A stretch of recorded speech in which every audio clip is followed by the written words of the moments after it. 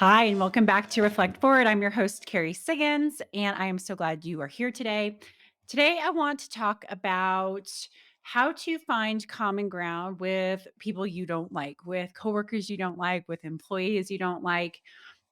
We all have one, right? We all have one or two of people who are like, oh, I just don't click with this person, or I flat out just can't stand this person. But you've got to work in an environment where it's productive and can move forward, and ideally where you can figure out how to either accept that person or you can let your feelings go, because it's not good to have a toxic work environment. So I want to talk a little bit about what you can do to find common ground with those people who you just don't click with, because it's okay. You don't have to click with everybody, but it is important to find common ground and create as healthy and dynamic of a team environment that allows for all different types of people to succeed, even if there are people who don't click or who don't see eye to eye. So first and foremost, your relationships with your coworkers, your relationships with your employees, they matter, right? It's what creates the culture. And they can be really important and they can be really, really complicated, right? But your employees can be allies for you. They can help you get things done. Your peers, they can be trusted confidants. They can be mentors. Your boss can help you in your career goals. It's really important that the people that you surround yourself with help you be successful, and that's important to have at work. On the other hand, a bad colleague can absolutely make you dread going to work if you don't have a boss that you connect with, if you have employees who drive you crazy. Those things just diminish the quality of your work life, even if you absolutely love what you do. And in fact, current research shows that more than 90% of Americans have a coworker who annoys them. Ugh, that's a lot. 57% of people have considered quitting their jobs or have left their jobs because of an annoying coworker. That is a lot. It might be part of the great resignation, right? People are not just saying, hey, I want to work for a company who cares about me and I want flexibility, but they're also saying, I want to work with people who I like too. So that's part of all of this kind of movement towards people-centric cultures that we're trying to create here as leaders. So the goal is to look at yourself as a leader, as a self leader, no matter where you are in your organization, and find ways to be able to work with people who might rub you the wrong way. So that's what I want to talk about today. First, though, I want to list out some of the things that annoy people at work. And I do this because we are all guilty of doing some of these behaviors, which means that even though we might be bothered by somebody else, there's a good chance that some of our behaviors drive other people crazy too. And this is important because we need to be compassionate. We need to be understanding. We need to be self-reflective and saying, "Yeah, I know that there are people who rub me the wrong way or who I don't click with, but there are other people who feel the same way about me. And how would I want to be treated in those situations?" So it's really important for you to be able to look at all sides of the situation, including your role in it and the things you do to drive people nuts as well. So here are some of the top things that drive people crazy. Interrupting. I am so guilty of that, right? I know I have to drive people crazy because I interrupt and I really try to work on it, but it's something that I do. Taking credit for someone else's work, oversharing, not keeping your commitments, being unresponsive to their questions or their needs, being arrogant, being slow to respond to emails or to instant messages, being late to work or to meetings, being negative all the time, downplaying issues with over positivity, eating smelly food, being distracted in meetings, looking at your phone or putting yourself on mute so that people don't hear you typing. Yeah, really annoying. Acting like you know everything, bragging, discussing personal problems, being a poor teammate, not picking up after yourself, making personal phone calls or texting all day long. That's a pet peeve of mine. Not caring about others' points of view or opinions, being overtly clicky, clicks at work. Ooh, that's not a good thing. Swearing a lot, gossiping about people, displaying nervous habits that finger tapping or pen clicking, that drives people crazy.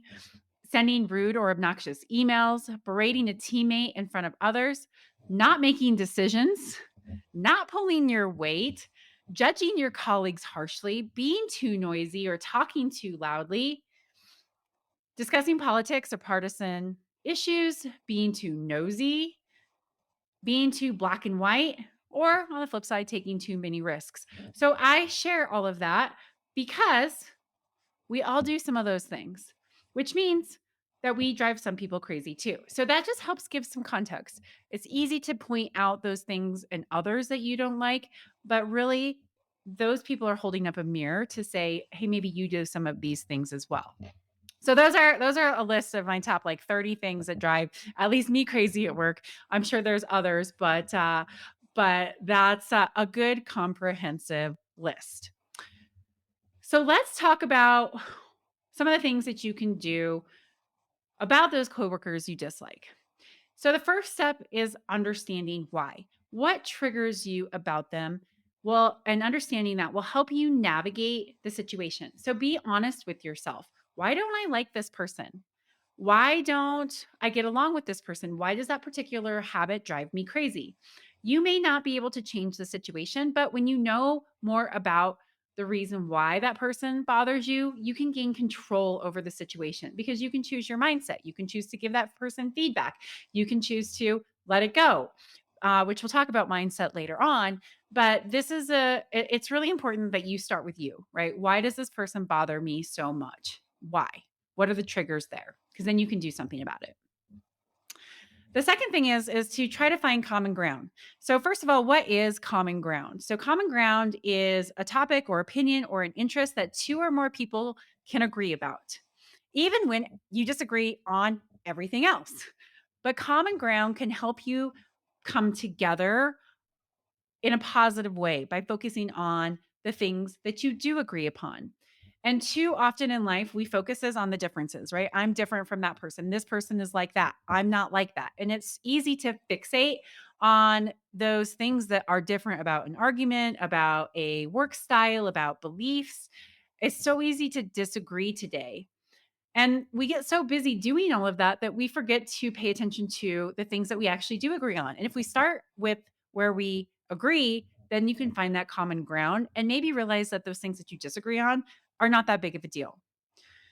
And it's important to remember that when you do find common ground with somebody, you don't have to agree on everything.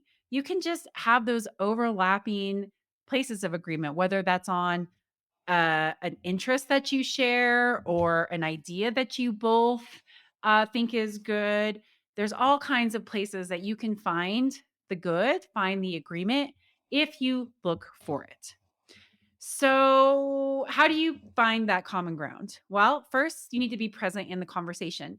If you are annoyed and you decide you're going to half chuck out, there's no way you can find common ground because you're not going to be engaged enough to be curious to look for those solutions. So be present, right? Don't type on your computer on a Zoom meeting when a colleague that you don't like or who annoys you is talking, right? Lean into it, engage, be present.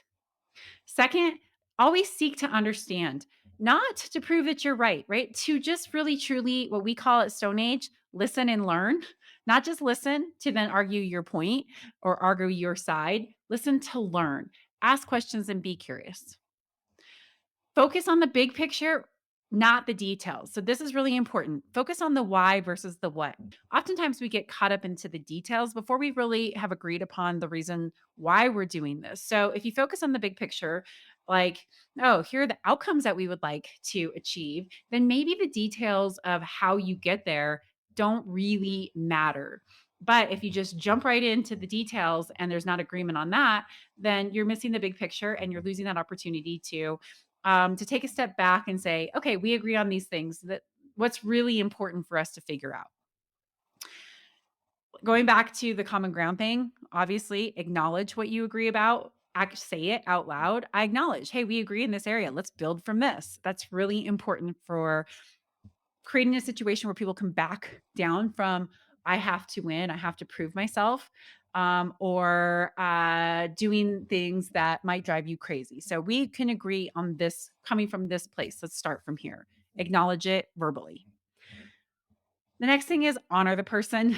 It's so easy to, I don't dismiss or disrespect people who don't see things the way we see. And in this highly polarized world, we are so disrespectful. We are so not interested in honoring different viewpoints. So it's just a good reminder when you're looking for common ground that it's okay to have differing viewpoints. That's actually a good thing.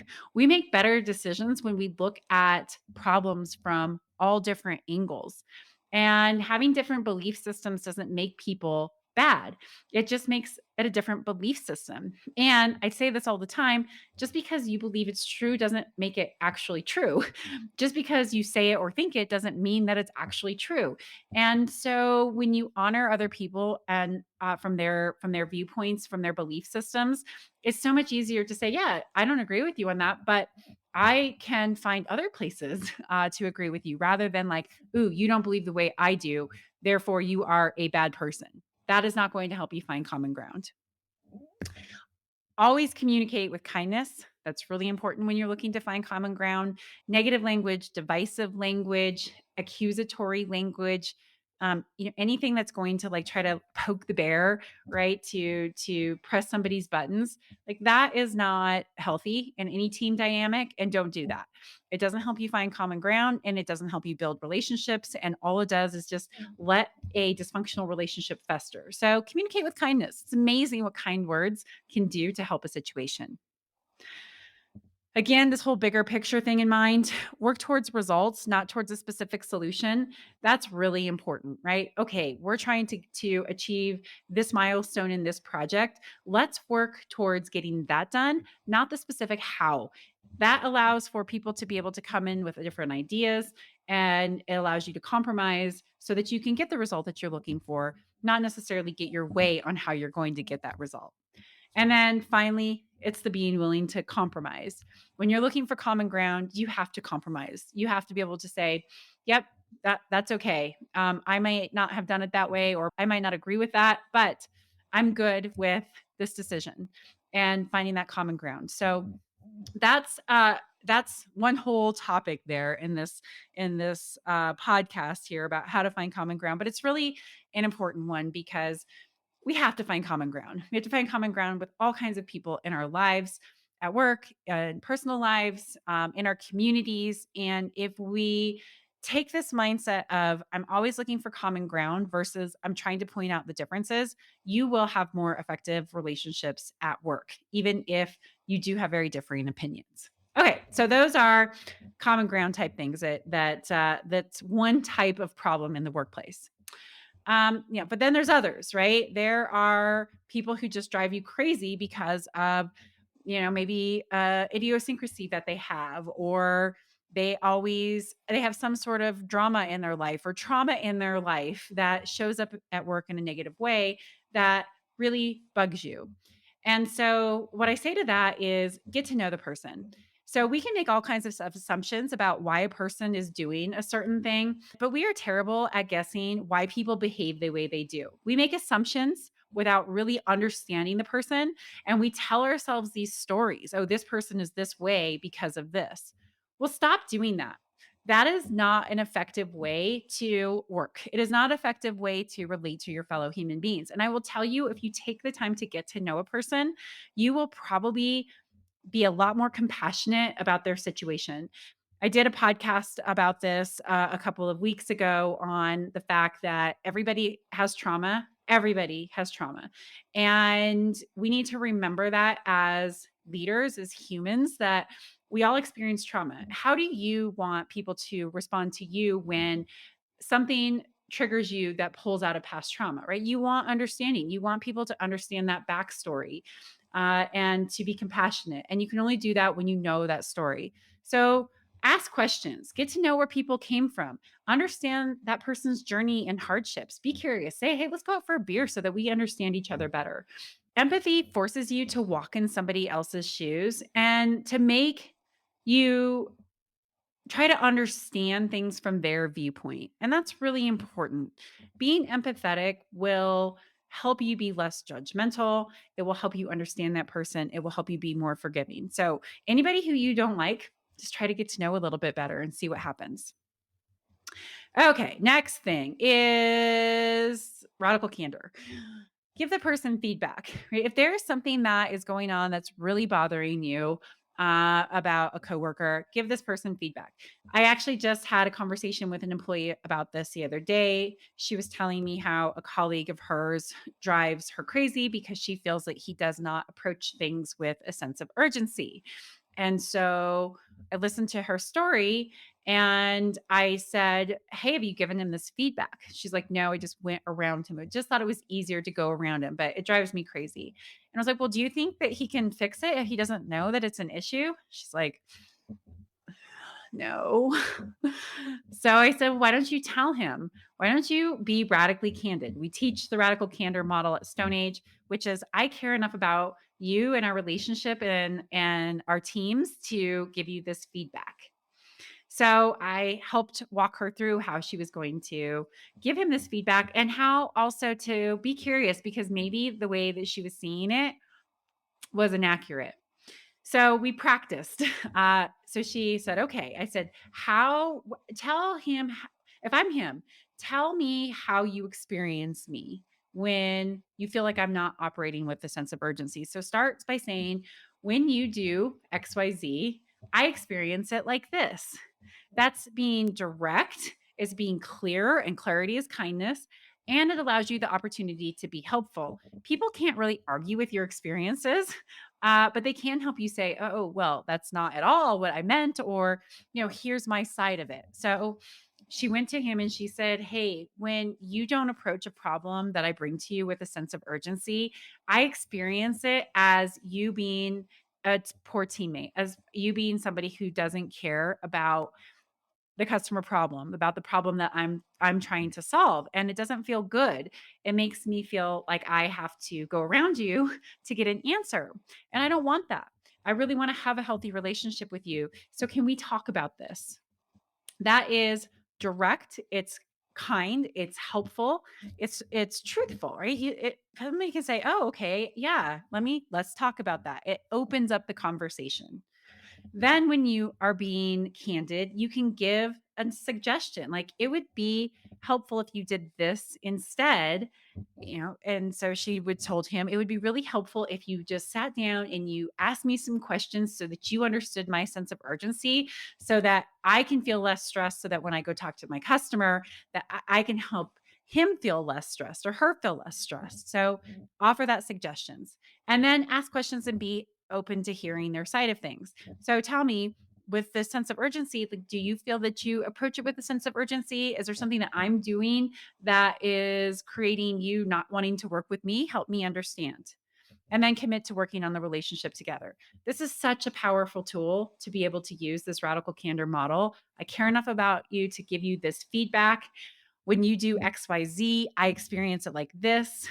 Offer a suggestion. It would be helpful if you did this instead. Ask questions and then commit to working on the relationship. It is amazing how many relationships this model right here can fix. How it can help you find common ground with a coworker just because you talk about the problem instead of make assumptions about it, work around it, sweep it under the rug and just let it fester. Okay, next one. We're all judgmental. Humans are just judgmental. That's what we do. And because we judge one another, we can create unhealthy, toxic, negative relationships. We can make all kinds of assumptions. So when you catch yourself judging somebody, hold yourself accountable for it. Recognize it. Like, "Ugh, I'm being really judgmental here. I'm making an assumption about something that I don't understand. So maybe I should go back and practice empathy and understanding and acceptance." It is amazing what can happen when you catch yourself being judgmental. If you go down the path of venting about a certain person, "Oh, like he does this and it drives me crazy and da da da da da, and he's this way because of this way," all that does is perpetuate the negativity. And it doesn't actually fix the problem, right? You're not going and talking to that person, and you don't actually know why that person is making that decision or doing that certain thing. You're making an assumption. So catch your judginess It is a very powerful self regulation tool that can help you change your mindset, which we're going to talk about again.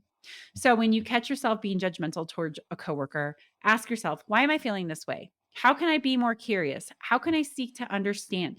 How can I let it go so that it doesn't bother me? Okay, next one is boundaries. Like sometimes they're just going to be people who you just don't click with, and that's okay. And you can employ all of these methods that I just talked about, and that can help you have an effective relationship with that person because you have to, you work with them, you can practice empathy, you can give feedback, you can stop being judgmental, but sometimes you just have to set boundaries. Sometimes a person is just negative and toxic, and you've got to deal with that person, so you can set some boundaries. You can say, hey, I am only going to interact with this person when I have to do XYZ. Limit the time that you spend with that person. Give yourself some breathing room so that person doesn't overwhelm you.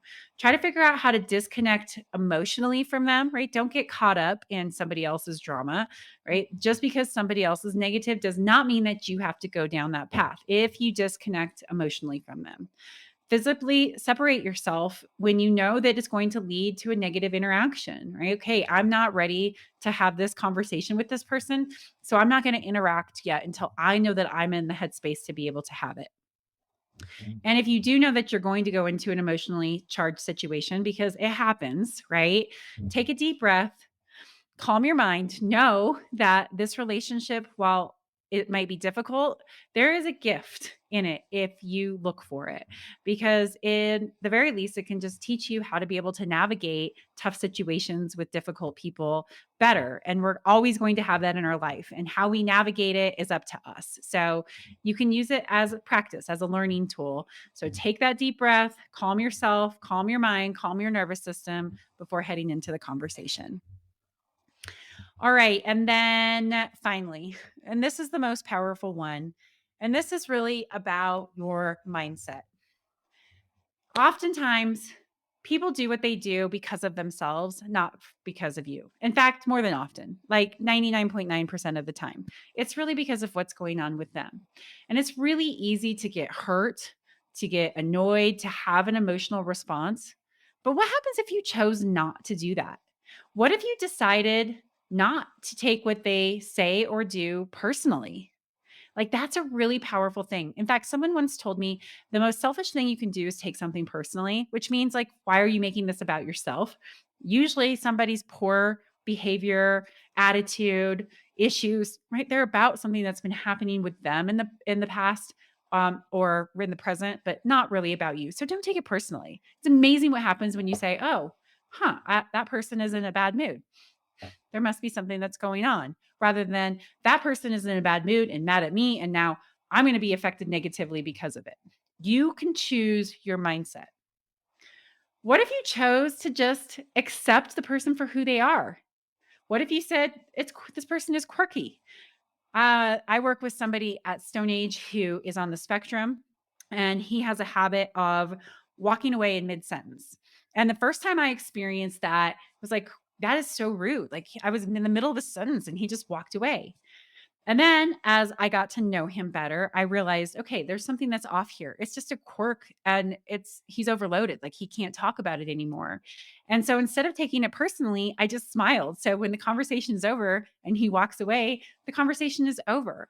And so I've just learned how to accept that person, quirks and all, and have a really, really good relationship with him. And it makes my life so much better because I'm so much more accepting. In fact, that's the person of working with him who allowed me to be able to interview Elon Musk, because I figured out how to talk to, ask questions, and relate to people who are on the spectrum. So, anyway, yes, I did do an interview with Elon Musk, which is coming out here hopefully soon, which I'll share with all of you.